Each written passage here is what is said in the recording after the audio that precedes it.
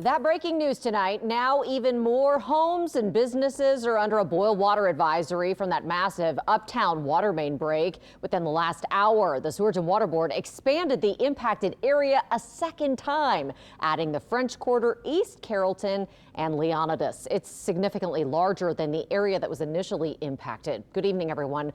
I'm Katie Moore. This all started with a big water main break on South Claiborne Avenue near Louisiana. Crews are expected to work through the night in order to fix it. Now, Paul Murphy joining us live near that area with the latest on their efforts. Paul? Katie, crews have been at it all day here near the corner of South Claiborne and Louisiana. Take a look. They spent much of the afternoon digging up that broken pipe. And as you can see right now, they are in the process of draining the hole so they can actually get down there and repair and remove that broken pipe. The impact on this neighborhood has been significant. The break set off a chain reaction, including a boil water advisory, more than a dozen school closures, and the shutdown of this stretch of Claiborne Avenue. It happened early Monday around 3:30 in the morning. A 48-inch water main burst, sending water, mud, and chunks of asphalt shooting into the street. The force of the break buckled the roadway, adding a significant street repair job on top of an already complex fix. That's not uncommon when you have a break of this size. The street buckles a little bit, and so we're going to have to make the repair, and then the street will have to be repaired. And that's why I can't give you an exact timeline right now, but we are determined to make sure we get it back to normal as fast as we can.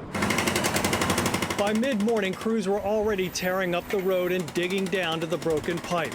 Donald Bradley lives around the corner and owns the Big Man Lounge on Louisiana. He woke up to water flooding his street and says there were signs the pipe was about to go.